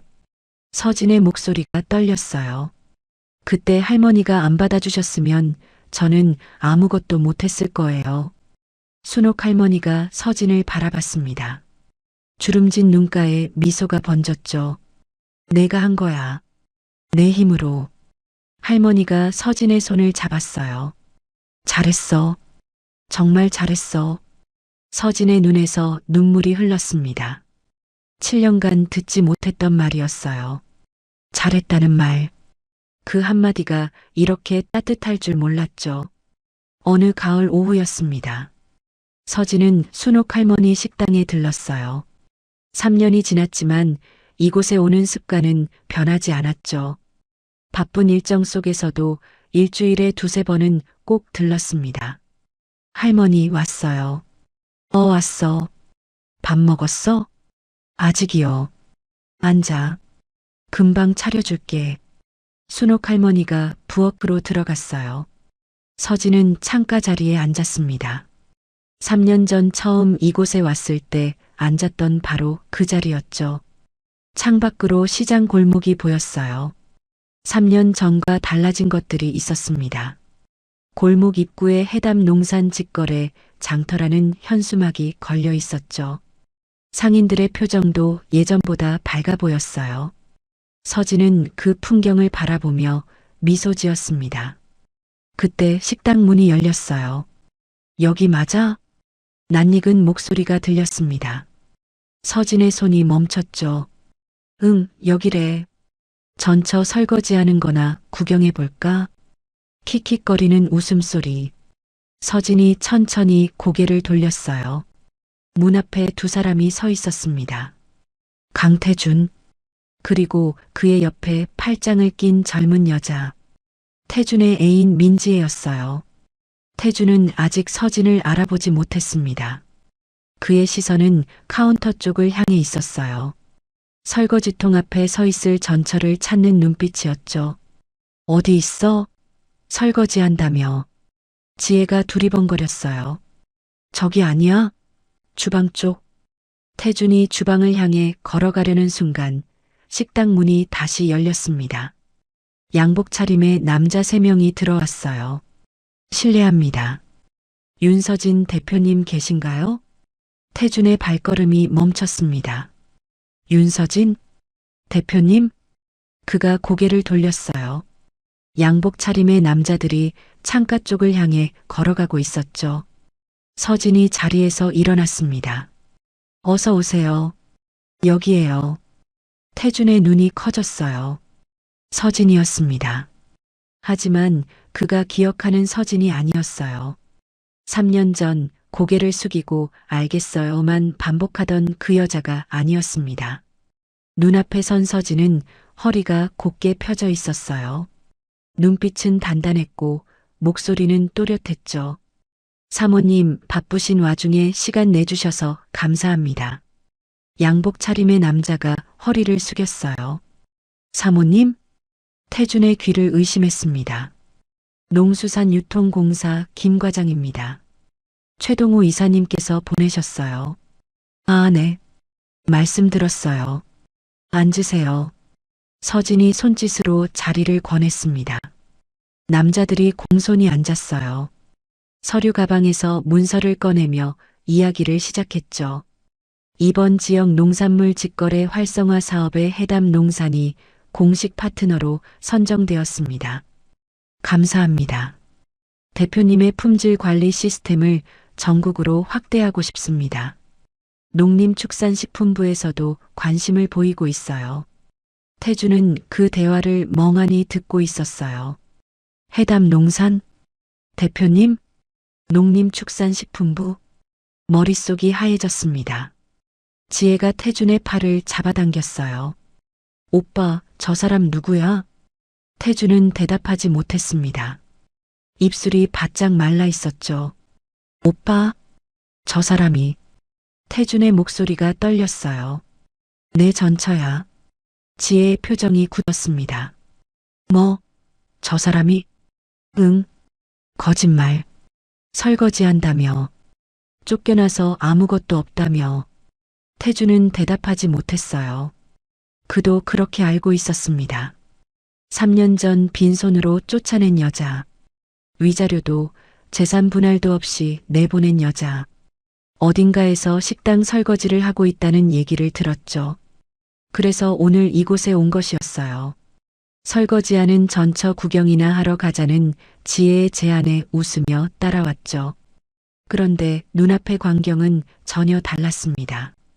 양복 차림의 공무원들이 고개를 숙이고 있었어요. 사모님, 대표님이라 부르며 공손하게 대화하고 있었죠. 태준의 다리가 떨리기 시작했습니다. 그때 서진이 고개를 돌렸어요. 태준과 눈이 마주쳤습니다. 3년 만이었죠. 서진의 표정은 변하지 않았어요. 놀라지도 당황하지도 않았습니다.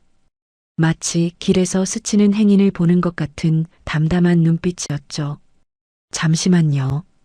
서진이 공무원들에게 양해를 구하고 자리에서 일어났어요. 태준 쪽으로 걸어왔습니다. 태준의 심장이 빠르게 뛰었어요. 무슨 말을 해야 할지 몰랐죠. 머릿속이 하얗게 비어 있었습니다. 서진이 태준 앞에 멈춰 섰어요. 오랜만이네요. 담담한 목소리였습니다. 태준은 입을 열었지만 말이 나오지 않았어요. 여기서 뭐? 일하고 있어요. 서진이 짧게 대답했죠. 설거지요? 지혜가 비아냥거리듯 물었어요. 하지만 목소리에 자신감은 없었습니다. 서진이 지혜를 바라봤어요. 눈빛 하나 흔들리지 않았죠. 설거지도 하고 다른 일도 해요. 다른 일이 뭔데요? 거기까지 말씀드릴 필요는 없을 것 같네요. 서진의 목소리는 차갑지 않았어요. 하지만 단호했습니다. 더 이상 끼어들 틈을 주지 않는 어조였죠. 태준이 물었어요. 저 사람들은 누구야? 거래처 분들이에요. 농수산 유통공사라고 하던데. 네. 서진은 더 설명하지 않았습니다. 태준은 그제야 서진을 제대로 바라봤어요. 단정하게 넘긴 머리, 깔끔한 재킷, 곧게 편 어깨. 3년 전과 완전히 달라진 모습이었죠. 하지만 가장 달라진 건 눈빛이었어요. 예전에는 늘 바닥을 향해 있던 시선이었습니다. 무언가를 두려워하는 듯한 주눅든 눈빛이었죠. 지금은 달랐어요. 정면을 똑바로 바라보고 있었습니다. 두려움이 없는 눈이었죠. 태주는 자신도 모르게 한 발 물러섰어요. 왜인지 모르게 눈을 마주치기가 어려웠습니다. 그때 식당 문이 다시 열렸어요. 순옥 할머니가 주방에서 나왔습니다. 서진아, 밥 다 됐. 할머니가 태준을 보고 멈췄어요. 잠시 침묵이 흘렀습니다. 순옥 할머니가 물었죠. 이 사람들은 누구야? 그냥 아는 사람이에요, 할머니. 서진이 담담하게 대답했어요. 가시는 길이에요. 태준을 향한 말이었습니다. 태준은 반박하지 못했어요. 서진의 눈빛이 그를 내쫓고 있었죠. 말로 하지 않아도 알 수 있었습니다. 당신이 있을 자리가 아니에요. 그 눈빛이 그렇게 말하고 있었어요. 가자.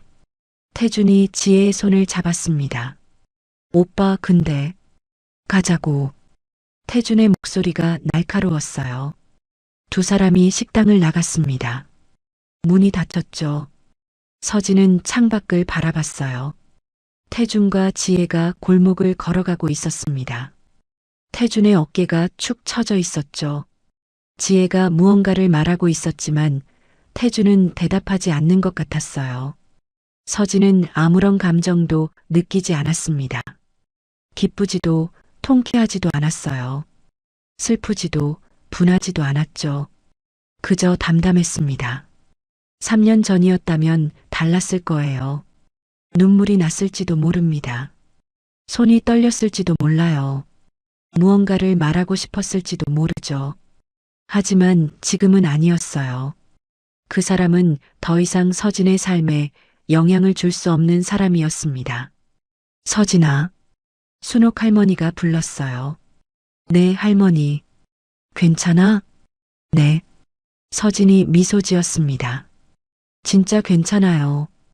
할머니가 서진을 바라봤어요. 걱정스러운 눈빛이었죠.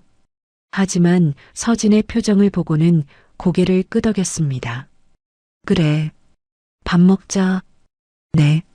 서진은 자리로 돌아갔어요. 공무원들이 기다리고 있었습니다. 죄송해요. 잠깐 아는 분이 오셔서. 아닙니다. 괜찮습니다. 서진은 다시 업무 이야기를 시작했어요. 아무 일도 없었다는 듯이. 그날 저녁 태주는 집에 돌아왔습니다. 거실 소파에 앉아 한참 동안 멍하니 있었어요. 지혜가 물었죠. 오빠, 왜 그래? 아까부터 이상해. 아무것도 아니야. 전처 때문에 그래. 그 여자가 뭐 어쨌다고. 태주는 대답하지 않았어요. 머릿속에서 서진의 모습이 떠나지 않았습니다. 사모님 감사합니다. 대표님의 품질 관리 시스템을, 공무원들이 고개를 숙이던 모습, 그리고 자신을 바라보던 서진의 눈빛, 두려움이 없는 눈, 더 이상 자신에게 휘둘리지 않는 눈. 태주는 손으로 얼굴을 감쌌어요. 넌 나한테도 이 집안에도 아무 쓸모가 없어. 3년 전 자신이 했던 말이 떠올랐습니다. 그때는 당연한 말이라고 생각했어요. 서진은 정말로 쓸모없는 사람이라고 믿었죠. 하지만 지금 눈앞에서 본 건 뭐였을까요? 정부 기관과 협력하는 사업가, 수백 농가와 거래하는 대표, 공무원들이 사모님이라 부르며 고개 숙이는 여자. 그게 자신이 버린 여자였습니다. 태준의 손이 떨렸어요. 무언가 잘못됐다는 걸 알았습니다. 하지만 이미 돌이킬 수 없었죠. 한편 서진은 순옥 할머니 식당에서 저녁을 먹고 있었어요. 오늘 그 남자 누구야? 할머니가 물었습니다. 전 남편이에요. 그 재벌가? 네. 서진은 담담하게 대답했어요. 왜 왔대? 글쎄요. 아마. 서진이 잠시 멈췄습니다. 저 설거지하는 거 보러 온 것 같아요. 할머니의 눈이 가늘어졌어요. 설거지? 네. 3년 전에 그렇게 나갔으니까요. 아마 아직도 그러고 있을 거라고 생각했겠죠. 서진이 웃었어요. 쓴웃음이 아니었습니다. 그냥 담담한 미소였죠. 근데 아니었네. 할머니가 말했어요. 네. 서진이 고개를 끄덕였습니다. 아니었어요. 할머니가 서진의 손을 잡았어요. 잘했어. 네. 내가 해낸 거야. 내 힘으로. 서진의 눈가가 촉촉해졌습니다. 할머니, 울지 마. 울 일 아니야. 할머니가 퉁명스럽게 말했어요. 하지만 그 손은 따뜻했죠. 서진은 고개를 숙이고 밥을 먹었습니다. 창밖으로 저녁 노을이 지고 있었어요. 3년이었습니다. 빈손으로 시작해서 여기까지 왔죠. 아직 갈 길이 멀었어요. 하지만 두렵지 않았습니다. 혼자가 아니었으니까요. 며칠 후 순옥 할머니가 서진을 불렀습니다. 서진아, 잠깐 와봐. 저녁 장사가 끝난 뒤였어요. 식당에는 두 사람뿐이었죠. 마지막 손님이 나간 지 30분쯤 지났습니다. 네, 할머니. 서진이 행주로 손을 닦으며 다가갔어요. 할머니는 카운터 뒤 낡은 찬장 앞에 서 있었습니다. 평소에는 열지 않는 곳이었죠. 서진은 3년 동안 한 번도 저 찬장이 열리는 걸 본 적이 없었어요. 이거, 할머니가 찬장에서 무언가를 꺼냈습니다. 낡은 가죽 표지의 장부였어요. 세월의 흔적이 역력했죠. 모서리가 닳고 색이 바랬습니다. 가죽 표지에는 금이 가 있었고 실밥이 군데군데 풀려 있었어요. 이게 뭐예요? 서진이 물었습니다. 열어봐. 할머니가 장부를 건넸어요. 서진은 조심스럽게 표지를 넘겼습니다. 누렇게 변한 종이 위에 빼곡한 글씨가 적혀 있었죠. 연필로 쓴 글씨였어요. 세월이 지나 흐릿해진 부분도 있었지만 대부분은 또렷하게 읽을 수 있었습니다. 1975년 3월 12일 배추 20단, 무 15단. 1975년 3월 20일 시금치 30단, 파 25단. 거래 기록이었어요. 50년도 넘은 기록이었습니다.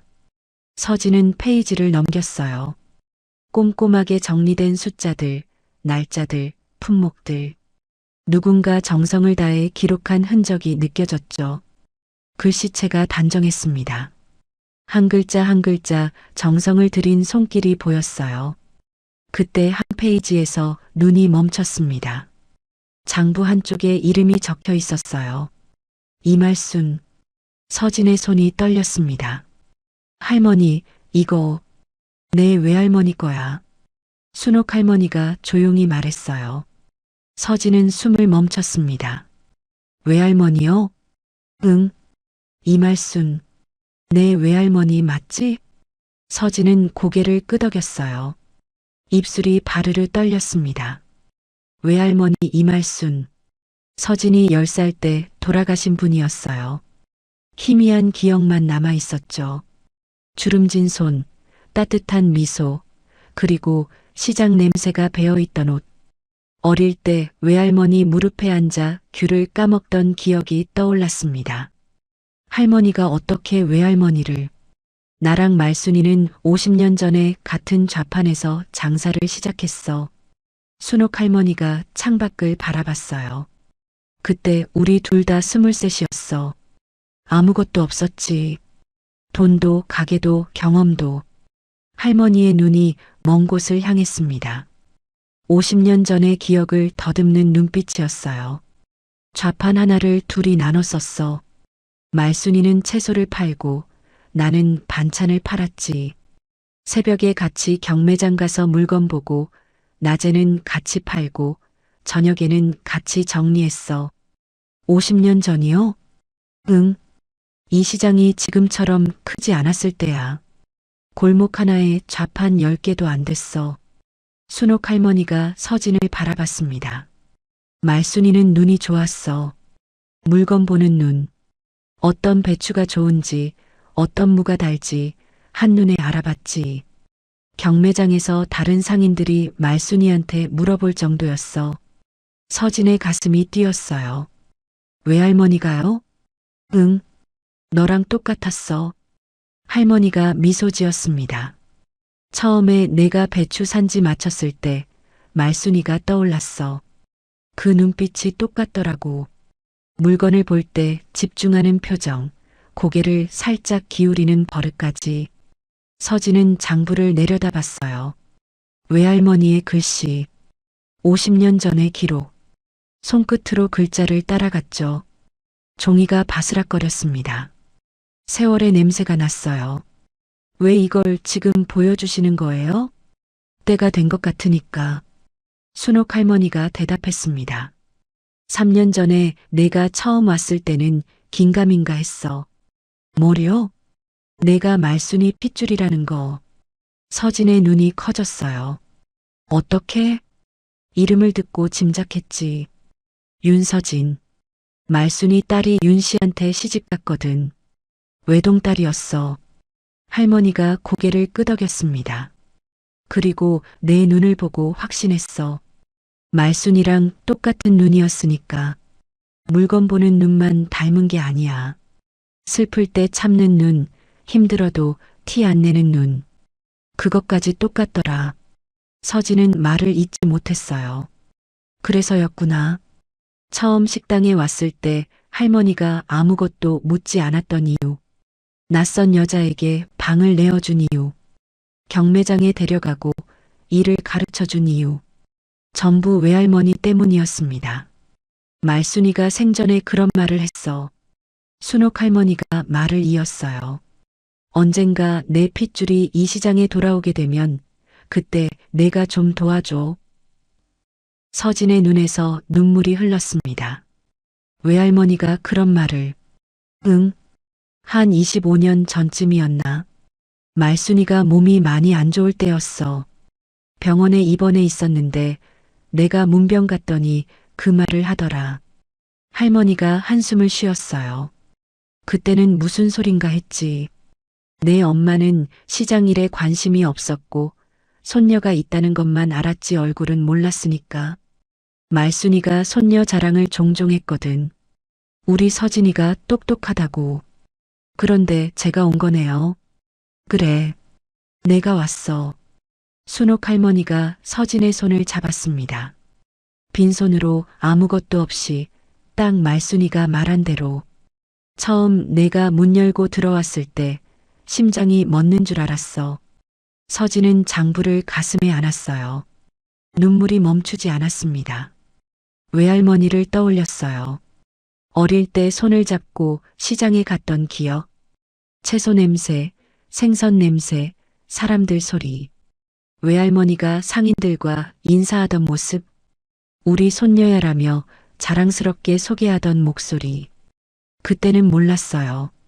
외할머니가 이 시장에서 청춘을 보냈다는 것을, 이 시장에서 꿈을 키웠다는 것을.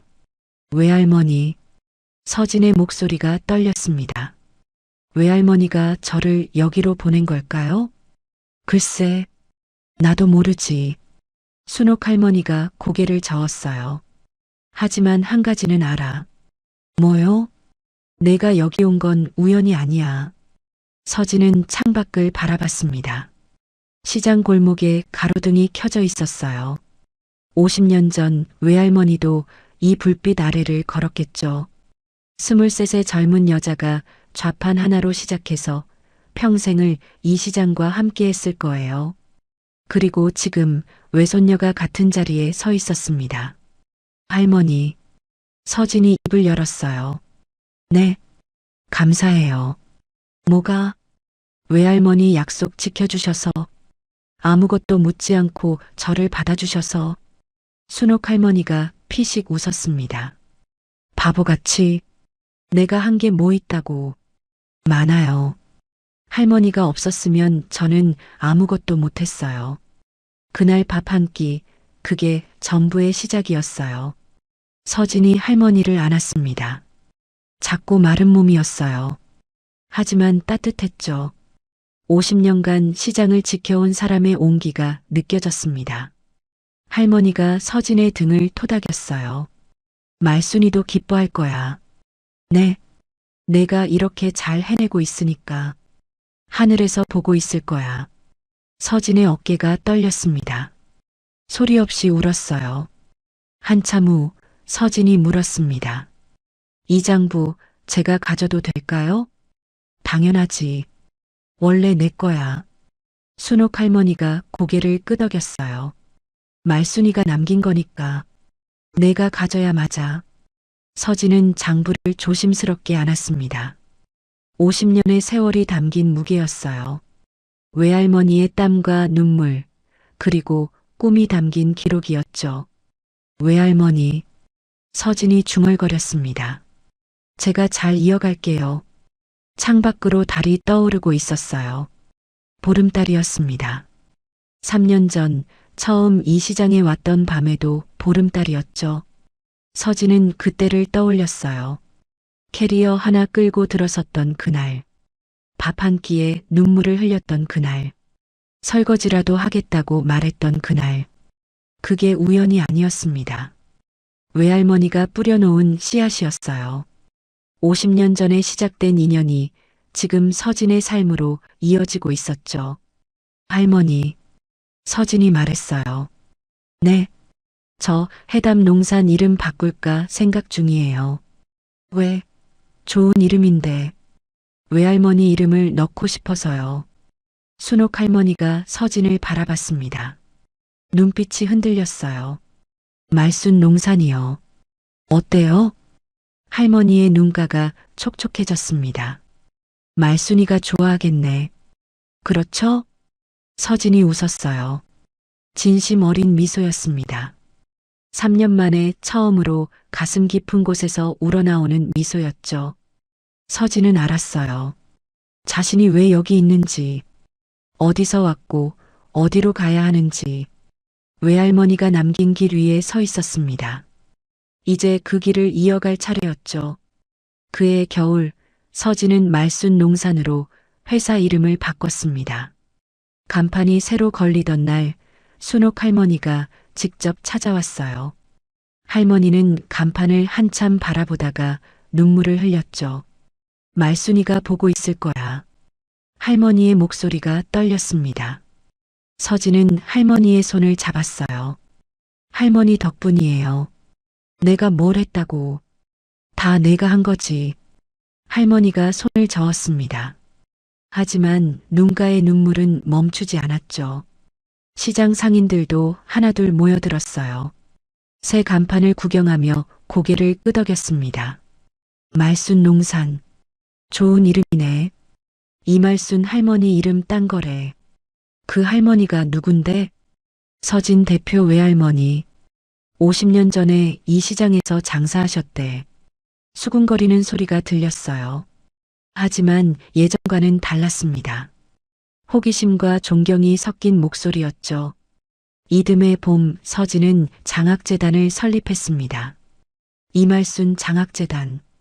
외할머니의 이름을 그대로 딴 재단이었어요. 재단의 목적은 단순했습니다.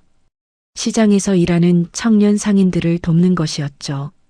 창업 자금을 지원하고 유통교육을 제공하고 어려움에 처한 상인들에게 긴급 지원금을 전달했어요. 서진은 직접 신청서를 검토했습니다. 이 친구는 어때요? 직원이 서류를 건넸어요. 26살 과일 좌판 운영 중이에요. 부모님이 편찮으셔서 학교를 중퇴했대요. 서진은 서류를 읽었습니다.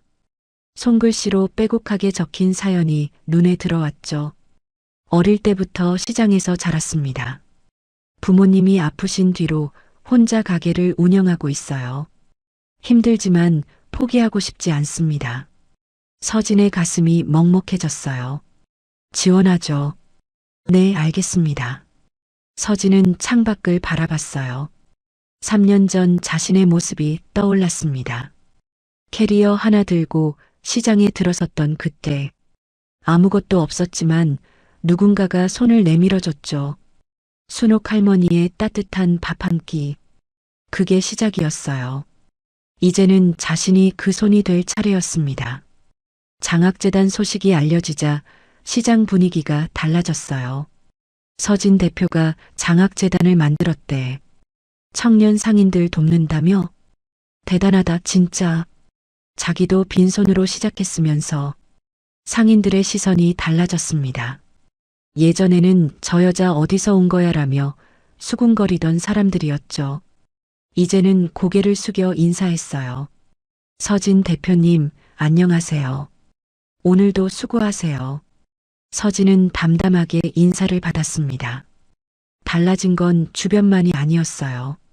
서진 자신도 달라져 있었죠. 예전에는 인정받고 싶었습니다. 누군가에게 잘했다는 말을 듣고 싶었어요. 7년간 재벌가에서 그 말을 기다렸죠. 하지만 이제는 달랐습니다. 다른 사람의 인정이 없어도 괜찮았어요. 자신이 자신을 인정하면 그걸로 충분했죠. 여름이 되었을 때 뜻밖의 연락이 왔습니다. 모르는 번호였어요. 서진은 잠시 망설이다 전화를 받았죠. 여보세요? 나야. 낯익은 목소리였습니다. 강태준이었어요. 서진은 잠시 침묵했습니다. 심장이 뛰지 않았어요. 긴장도 분노도 그리움도 없었죠. 그저 담담했습니다. 무슨 일이에요? 만나서 얘기할 수 있을까? 태준의 목소리가 예전과 달랐어요. 자신감이 사라져 있었죠. 어딘가 초조한 기색이 느껴졌습니다. 무슨 얘긴데요? 그냥 할 말이 있어서. 서진은 잠시 생각했어요. 좋아요. 내일 오후 3시 시장 입구 카페에서요. 알았어. 전화가 끊겼습니다. 다음 날 서진은 카페에 먼저 도착했어요. 창가 자리에 앉아 커피를 마시고 있었죠. 오후 3시 정각 태준이 들어왔습니다. 서진은 그를 바라봤어요. 3년 전과 많이 달라져 있었습니다. 얼굴이 수척해졌고 눈 밑에 그늘이 내려앉아 있었죠. 양복은 여전히 고급스러웠지만 어딘가 기운이 없어 보였어요. 오래 기다렸어? 태준이 맞은편에 앉으며 물었습니다. 아니요. 서진은 짧게 대답했어요. 잠시 침묵이 흘렀습니다. 태준이 먼저 입을 열었죠. 요즘 어떻게 지내? 잘 지내요. 그래. 잘 됐다. 태준이 커피잔을 만지작거렸어요. 무언가를 말하려다 망설이는 모습이었죠. 할 말이 뭐예요? 서진이 물었습니다. 태준이 한숨을 쉬었어요. 사업이 좀 어려워졌어. 그래요? 응. 작년에 투자한 프로젝트가 실패했어. 손실이 커서. 태준이 말끝을 흐렸습니다. 서진은 표정을 바꾸지 않았어요. 놀랍지 않았죠. 시장에서 들려오는 소문으로 이미 알고 있었습니다. 그래서요? 도움을 좀 받을 수 있을까 해서.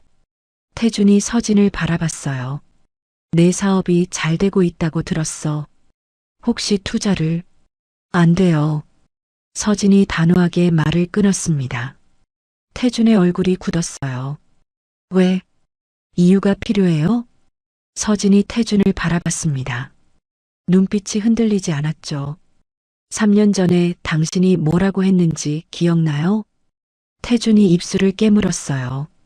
넌 나한테도 이 집안에도 아무 쓸모가 없어. 그렇게 말했죠. 서진의 목소리는 담담했습니다. 분노도 원망도 없었어요. 그때 저는 정말 아무것도 없었어요. 당신 말대로 쓸모없는 사람이었죠. 서진아. 하지만 지금은 달라요. 서진이 자리에서 일어났습니다. 저는 제 힘으로 여기까지 왔어요. 당신 도움 없이. 그리고 앞으로도 그럴 거예요. 서진은 지갑에서 10,000원짜리 한 장을 꺼내 테이블에 놓았어요. 커피값이에요. 서진아, 잠깐. 태준이 손을 뻗었습니다. 하지만 서진은 이미 돌아서고 있었죠. 안녕히 가세요. 서진은 뒤돌아보지 않았어요. 카페 문이 닫혔습니다. 밖으로 나오자 햇살이 얼굴을 비췄어요. 따뜻했습니다. 서진은 깊이 숨을 들이쉬었어요. 가슴이 후련했습니다. 무거웠던 짐을 내려놓은 기분이었죠. 3년이 걸렸어요. 그 사람에게서 완전히 자유로워지기까지. 하지만 이제는 끝이었습니다. 더 이상 그 사람은 서진의 삶에 영향을 줄 수 없었어요. 가을이 되었습니다. 시장에서 추수감사 행사가 열렸어요. 말순 농산이 후원하는 첫 번째 큰 행사였죠. 시장 광장에 사람들이 모였습니다. 농가에서 가져온 햇과일과 채소가 진열되었고 상인들이 손님들을 맞았어요. 아이들이 뛰어다녔고 웃음소리가 골목을 채웠습니다. 서진은 순옥 할머니와 나란히 서 있었어요. 사람 많다. 할머니가 말했습니다. 네, 다행이에요. 다행이긴. 내가 다 한 거지. 할머니가 서진의 손을 잡았어요. 말순이가 보면 좋아했을 거야. 서진은 하늘을 올려다봤습니다. 맑은 가을 하늘이었어요. 구름 한 점 없이 파랬죠. 외할머니. 서진이 중얼거렸습니다. 잘하고 있는 거죠? 대답은 없었어요. 하지만 서진은 알았습니다. 잘하고 있다는 것을. 외할머니가 남긴 길 위에서 자신만의 길을 만들어가고 있다는 것을. 행사가 끝나고 서진은 시장 골목을 걸었습니다.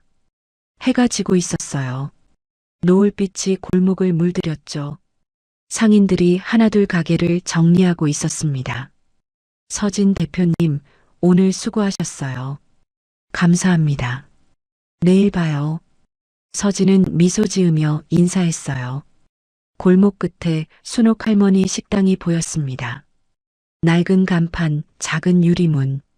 3년 전 처음 이곳에 왔을 때와 달라진 게 없었죠. 하지만 서진은 달라져 있었어요.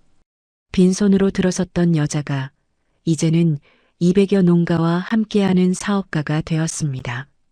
울면서 밥을 먹던 여자가 이제는 다른 사람에게 손을 내밀 수 있는 사람이 되었죠.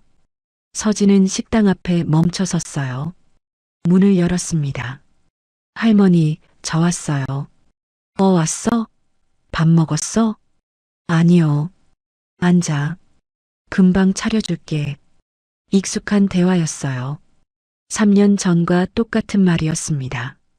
하지만 그 말의 무게는 완전히 달랐죠. 서진은 창가 자리에 앉았어요. 처음 이곳에 왔을 때 앉았던 바로 그 자리. 창밖으로 시장 골목이 보였습니다. 가로등이 하나둘 켜지고 있었죠. 서진은 미소 지었어요. 평온한 미소였습니다. 더 이상 누군가에게 증명할 필요가 없는 사람의 미소였죠. 그녀는 이제 알았어요. 진짜 가치는 겉이 아니라 삶이 증명한다는 것을, 그리고 자신은 이미 그것을 증명했다는 것을. 오늘 이야기 어떠셨나요? 쓸모없다는 말을 들으며 7년을 버텼던 서진이 빈손으로 시장에 들어서서 자신만의 길을 만들어간 이야기였습니다. 누군가에게 인정받지 못해도 괜찮아요. 진짜 가치는 말이 아니라 시간이 증명하니까요. 혹시 여러분도 비슷한 경험이 있으신가요? 누군가에게 무시당했던 기억, 혼자 버텨야 했던 시간, 댓글로 나눠주시고 서로 위로해 보아요. 아직 구독과 좋아요를 누르지 않으셨다면 꼭 눌러주세요. 알림 설정까지 해주시면 새로운 이야기를 가장 먼저 만나실 수 있어요. 오늘도 들어주셔서 감사합니다. 듣는 분들 모두